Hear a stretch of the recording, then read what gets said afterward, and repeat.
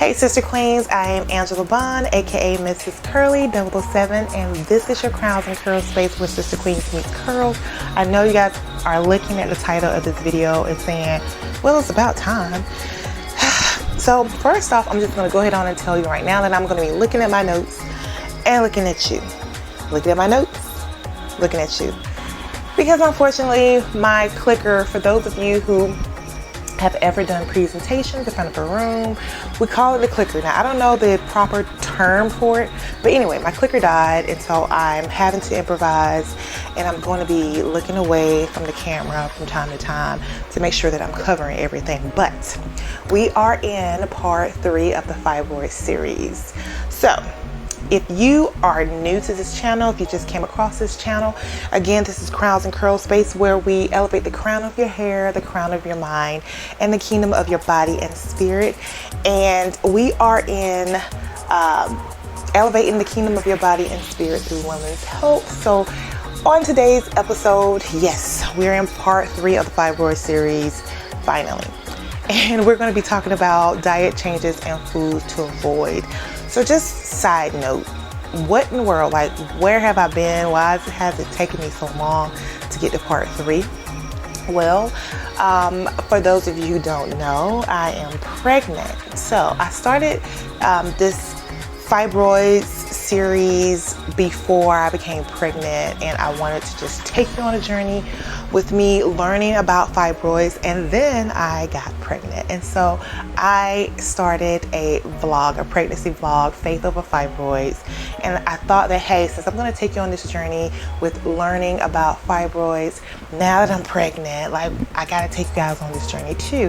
So that's a vlog, a special addition to Crowns and Curls space where I talk to you or share with you, you know, just updates, appointment updates, and all the things that we're learning, how baby Aiden's doing, which he's doing well. But be sure to subscribe to this channel, click the notification bell so that you can keep up with everything that's happening with Crowns and Curls space, including the pregnancy vlog. I am almost 33 weeks pregnant, so forgive me, but that vlog has really been taking over a lot of my time and just being pregnant in general. But I'm here, and we're in part 3, so I'm extremely excited about doing this series, or this part of the series. And I know a lot of you have been impatiently waiting on this portion of the series, but I'm sorry guys, but I'm here, okay? So in our last episode, we covered the dangers of consuming soybean oil. And I know, like, one of my sisters reached out to me after seeing the video, and she was like, girl, you had me going through my kitchen cabinet, my medicine cabinet, looking through my cooking oils and my vitamins. And you know what? To hear that made me feel great, right? Because that means that my message of being conscious of what you're putting in your body, you know, it was executed right. So that made me feel good to hear that you know, ladies that are, or people in general that are following this series are becoming more aware of what they're putting in their bodies, but preferably ladies, because you know, we're the ones that deal with fibroids. But so that made me feel great.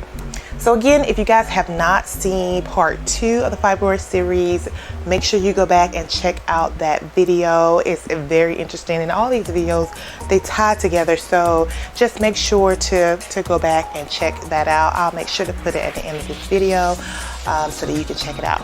So real quick disclaimer. This content is solely based on my personal research and my experience. I always encourage you guys to do your own research and make informed decisions when considering anything that we discuss here. I'm not a licensed physician, nutritionalist, or a dietitian, and I am not giving you any medical advice. That is for you to determine for yourself, as we're all different and we're at various stages of our health. So I'm just simply a woman who's personally traveling down this road myself. And not only that, but like I said before, guys, I'm pregnant now. And again, like I said, make sure that you subscribe to the channel so that you can keep up with Faith Over Fibroids, the pregnancy edition. And I share with you guys all the things that that's happening with me and baby Aiden, gender reveal, and all these things that's happening. You guys get to experience with me in real time. So anyone that's pregnant and all those things and want to, you know, just found out they're pregnant, this is really a cool vlog to check out. So that's going to be an interesting journey to be taken down. All right, so I'm gonna just start off by saying, like I said in part 2 of this series, do not shoot the messenger. Okay, don't shoot the messenger, because what we're going to talk about here is going to be quite interesting. All right, so I'm pretty sure, like, a lot of people, they think about, like, okay, so my lifestyle, food, you know, what does food have to do with me, you know, having fibroids? Whether I have them, I don't have them, heck, I don't even know if I have them or not. What does my lifestyle and the foods that I eat have to do with me having them? Like, what's the big deal? Well, I'm glad you asked. So let me pause before I jump into this. I have to definitely remind you guys that, you know, these things that we talk about, I've personally done to help me to combat fibroids. And as I mentioned earlier, I'm not a licensed physician, and we're all at various stages of our health. So this is not like a one-size-fits-all method here that we're going to be talking about. Only you can determine where you are and what your next step will be in regards to how you're going to deal with your fibroids. Like I said, they come from in different levels: medium, low, medium, and even high risk cases. And what we talk about here is ultimately preventative and maintenance purposes, right? And if you are going through, like, if your experience is so severe, you know, that you're having severe symptoms that are ultimately affecting, like, your normal everyday life, please seek professional help, professional advice, and learn what you need to do that best suits whatever's going on with you. So many specialists, like those at the USA Fibroids Center, believe that there are plenty of health lifestyle habits that you could adapt to help you reduce your risk, manage pain, or uncomfortable symptoms to keep your fibroids from growing, and even possibly shrinking your fibroids. And some of these that they recommend are exercising regularly, getting in enough sleep, get enough rest, and maintaining a healthy weight, controlling your blood pressure, and eating a fibroid diet. And we're going to get into what the heck is a fibroid diet. We're going to get into that. So something that I definitely would like to add to that list personally, that I feel like is huge, and that is the reduction or to reduce overall stress in your life. Now, y'all, that's a video within itself. That can be a video within itself. But briefly, we have a total of 3 forms of stress hormones. But the primary stress hormone is called cortisol. And when we're under a lot of stress, this hormone is released through our body. Now, cortisol is a steroid hormone that regulates a wide range of vital processes through your body, including your metabolism and your immune response. And it also is very important in playing the role of helping you to respond to how your body responds to stress. Now, if you would like me to do a video on stress hormones, like, that's a totally separate video that I could do. I would love to do that for you. Just make sure you hit the like button to give me a thumbs up to let me know if you want to know a little bit more about what are stress hormones and how our body reacts to stress. But some of these things that I personally would like to, like I said, reducing stress. So there's a lot of things that you can do to reduce stress, a lot of things that I did personally to reduce stress. And some of those things were listening to soothing music, preferably instrumental music. I love jazz. That's something that really gets me relaxed and just in a different zone. So it just brings my energy up, you know, as opposed to it being low. It brings up my energy. So listening to soothing music, getting in those me days. Now, I don't know if you guys ever heard of me days, but I am a huge believer in me days. And that's just pampering yourself, like taking yourself out to dinner, going to a movie, going for a walk, things like that, that just love on yourself. We all need that me day. We need me time. So I have adapted that like years ago, and that's something that I still do to this day. I'm huge on just taking time to myself to make sure that I'm giving myself some self-love, right? One huge thing that I could definitely stress, and that is to stop absorbing negative forms of media. So TV, social media, radio, and yes, people, okay? Negative forms of media, negative energy. Get away from it. Get rid of it. Get it out of your just get away from it. And next be prayer and meditation, and even journal writing. So a lot of the times when we are stressed, a lot of us, especially women, we want to do this. And the older I get, the more I've learned to, yes, you want to get that stress out. Yes, you want to talk to the girlfriend or a family member, but sometimes it's just best to keep things to yourself, and you don't have to compress it if you are able to write it down and get it out.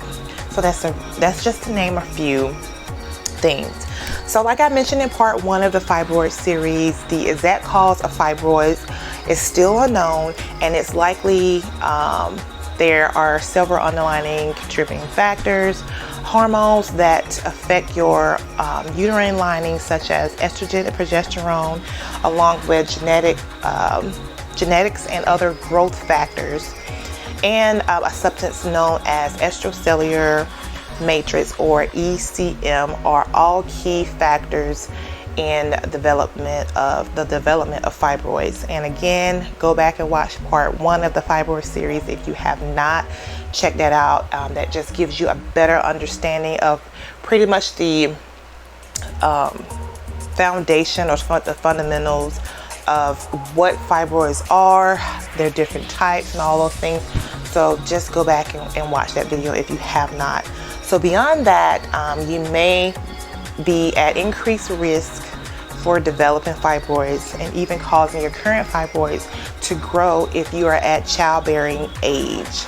So what is childbearing age? So typically women that get pregnant and bear children from puberty, when they start to get their menstrual flow, and all the way to menopause, when they stop getting their flow and when hormone productions begin to decrease. So the average women or the average woman's reproductive years are between ages 12 and 51. So around that age is when you're at higher risk of, just developing fibroids. Also, another factor is certain ethnicities like African Americans and even our Caucasian counterparts being pregnant. A lot of people don't realize that some women don't even discover that they have fibroids until they're actually pregnant and having an OBGYN visit and getting like an ultrasound and them discovering that they have fibroids. Being overweight or obese, having high blood pressure, and a deficiency of certain nutrients are all factors that can make your risk of developing fibroids or causing them to grow even worse. So fibroids is a condition that can't directly be predicted or controlled easily, which is why the encouragement of doing the best to maintain good habits to benefit long-term health is so important. Reducing your risk of fibroids means maintaining a healthy weight, managing your blood pressure, and eating a well-rounded diet, and getting in enough important nutrients like vitamin D and potassium. And in part 2, I did talk a little bit about the vitamins that I take, and I can put that information in the link below. And it's also in part 2 of the Fibroids series if you haven't checked that out, so we'll be in that too. And these vitamins that I do take are soybean oil free. Now, why is that important? Say it with me now. Go back and watch the video, and you can learn more about why that's so important. All right, so let's just get into some foods and some drinks to avoid. Now, if you're trying to manage your fibroids and maintain or even shrink the size, balancing your hormones naturally is a great first start, and that's the thing that I definitely tackled. Everything that I've been doing has been from a natural approach. It has not been any form of medication or treatments to combat my fibroids. This is what I've been doing. So your diet has a strong influence in your hormones levels, which is why it's one of the first and easiest areas to focus on. So high fat processed meats. Yes, red meats, your hot dogs, your favorite sausages, deli meats, I can go on and on, processed meats.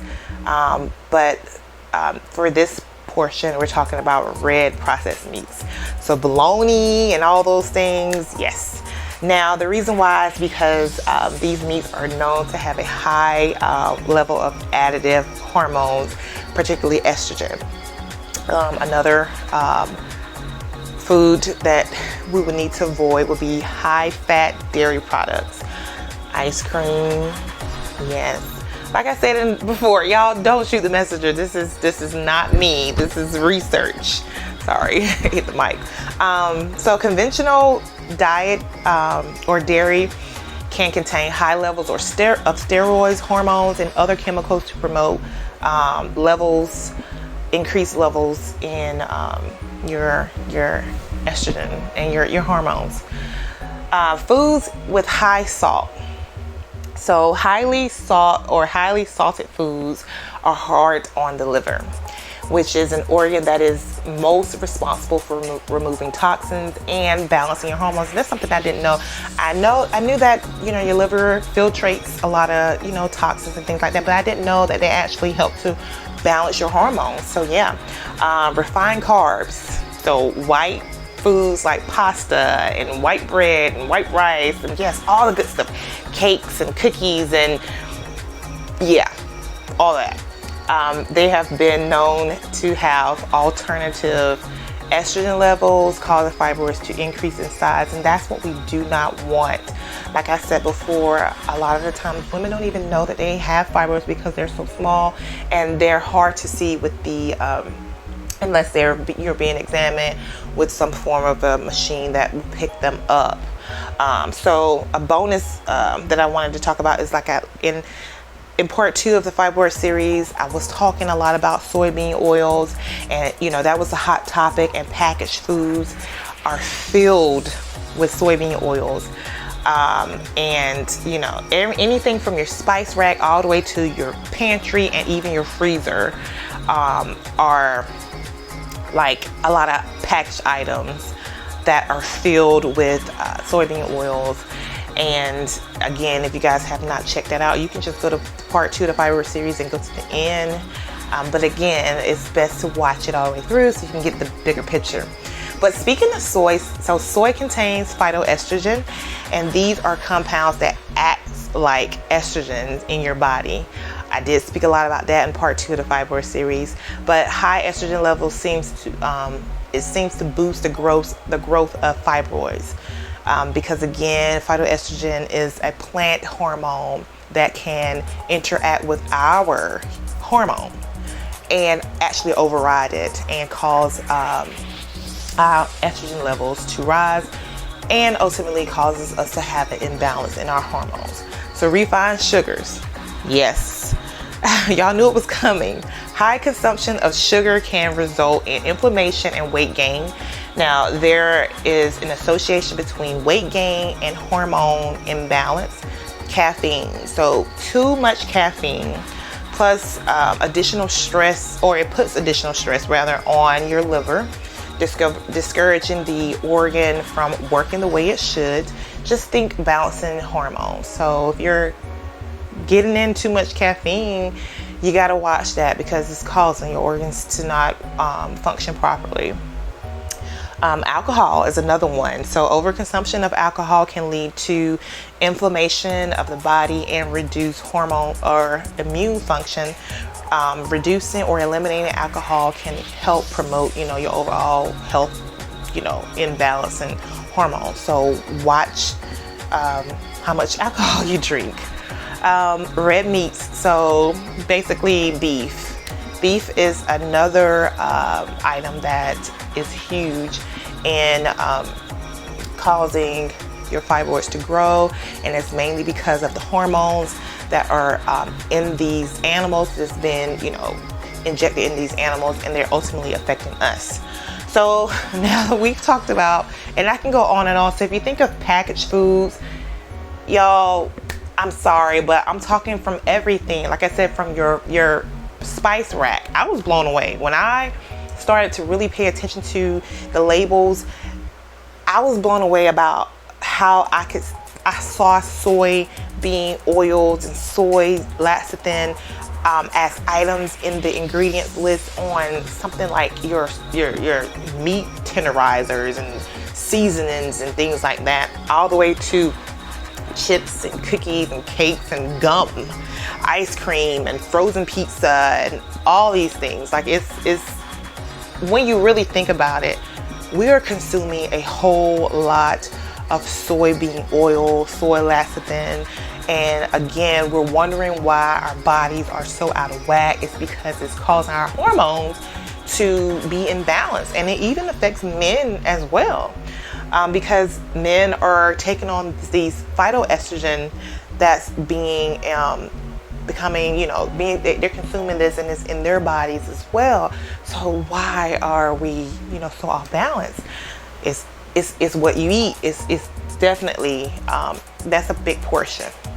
So now that we've talked about the things that you should avoid, let's talk a little bit about the things that you can add to your diet. So organic foods, non-GMOs, non-genetically modified foods, high fiber foods like veggies, like broccoli, and dark leafy greens like spinach and kale, fresh and cooked vegetables, non-canned, rich foods that are like carrots and sweet potatoes, and that's one of my favorites. These can also boost your fertility, and that's something that can impact or be impacted because of the growth of fibroids. Because like I mentioned before in past videos, fibroids, a lot of times they are found in the lining of your uterus, and depending on the location of the fibroids, it can prevent you or cause some infertility, because the egg has to implant itself in the uterus. And I don't want to get too far into it. Just know that that's a big reason why it can cause some complications in trying to conceive. You also can add a variety of bright colored fresh fruits, non-canned, and I also need to mention these plastic fruit cottontails with like syrup. No, we're talking, go to your produce section and try to get the organic version if you can, but fresh vegetables, fresh fruit, not canned, not packaged. Remember, packaged foods are filled with like confined sugars and all these other things that are not good for us. High iron foods with higher iron like beans and flax seeds. That's another big thing.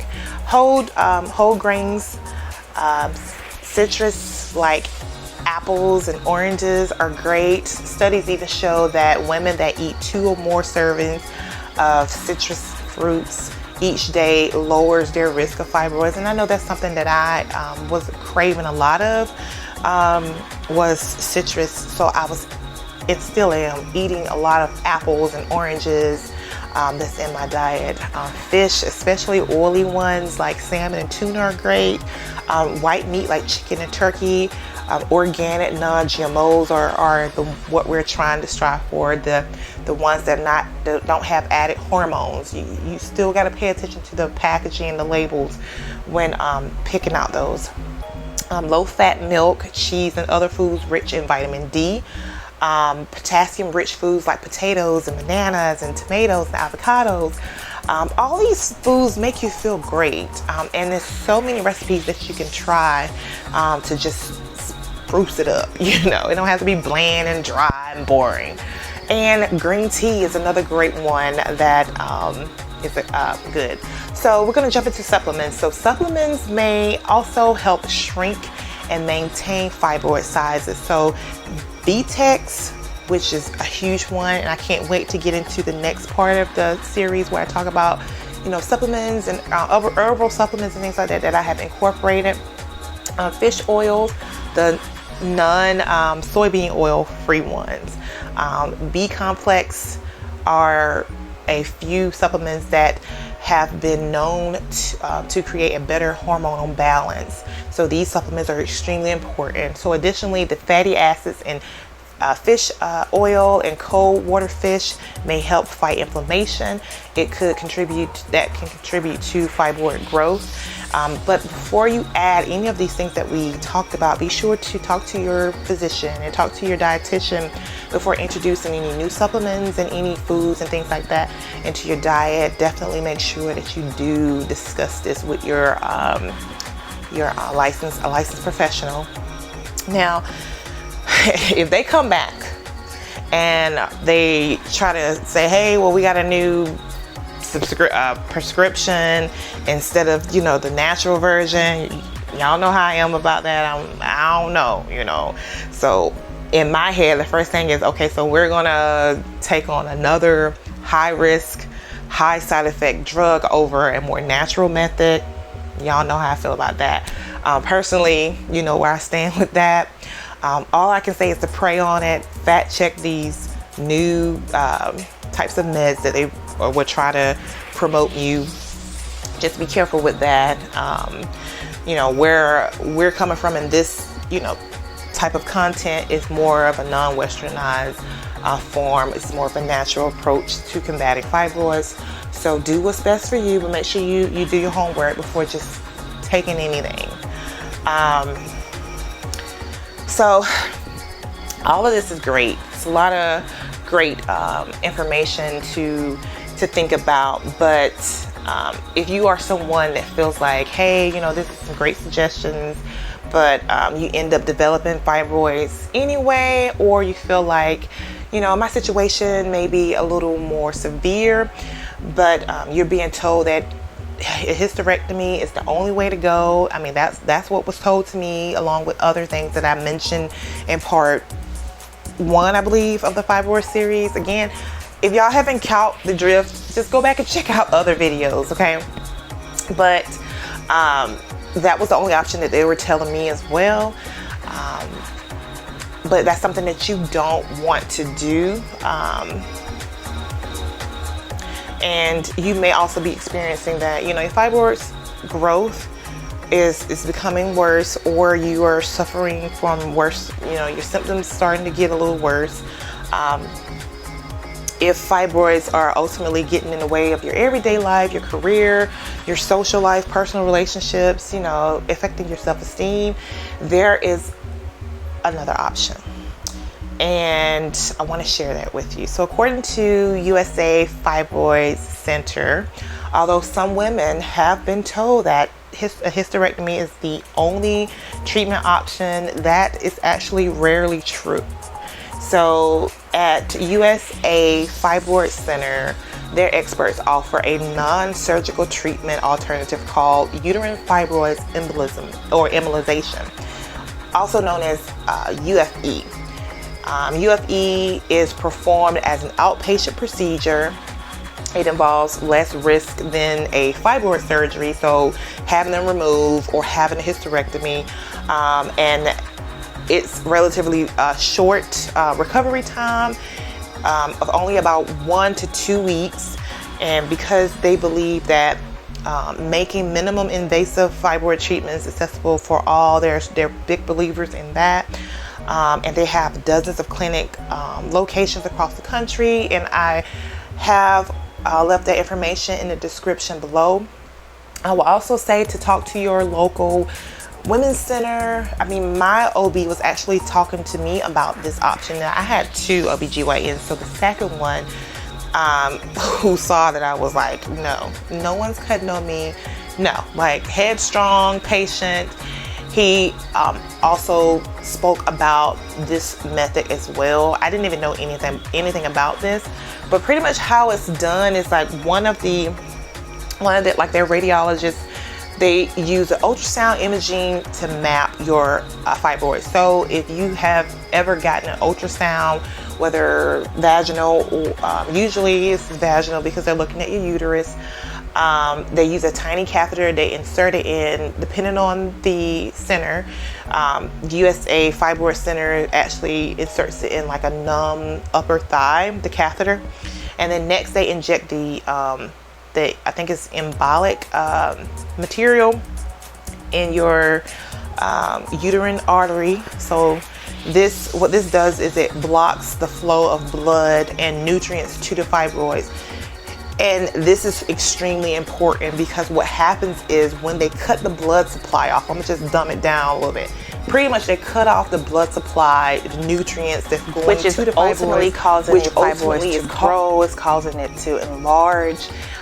This procedure is something that's pretty much a fast forward approach to cutting off all the bad things that I mentioned in this video, that's causing your hormones to become imbalanced, increasing your estrogen levels, and ultimately feeding your fibroids and causing them to grow. This is why this whole portion of this series was created, to make you aware of, well, pretty much the things that can happen that will ultimately increase these fibroids, the growth in these fibroids, or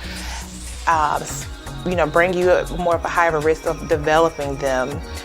So the foods and things that we eat that are not good for us are ultimately the very things that are causing the fibroids to be fed and to grow. So this procedure, they cut off the blood supply as well as the nutrients to the fibroids to shrink the fibroids and ultimately cause them to wither away. So this is another option that you can consider if you have never heard of uterine fibroid embolization or UFE. Like I said before, USA Fibroids Center offers multiple locations in various areas of our country, and I have provided that information in the description below. I would actually also look into talking with an OBGYN at your local women's center to see if they also offer this, or if they can point you in the right direction or refer you to a center that specializes in this type of procedure. So guys, I hope that this information helped you. I hope that it opened up your eyes to all of the things that that's been leading up to this video, talking about the types of things that we're putting in our bodies and the results of what's happening to our body and how we can develop fibroids or cause our fibroids to become worse because of the things that we have in our diet.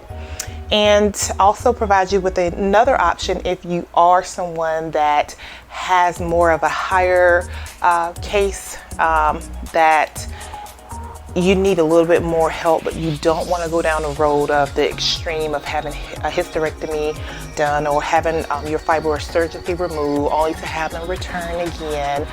I hope that this is something that can help at least give you another avenue to consider. So guys, until the next video, I hope that you would definitely like this video. If you feel like it brought you some form of value, please share this with any women in your circle, and also like this video and help to grow the sisterhood community, and just help me to just give me more feedback that you are appreciative of this type of information and it is giving you some value. So until the next video, guys, as I always say, remember that you are queens. Remember that your crown was custom made, custom fitted for you. So I'll see you guys on the next video. I will talk to you soon. Be blessed, stay healthy, and I'll see you next time. Thank you, ladies. Bye.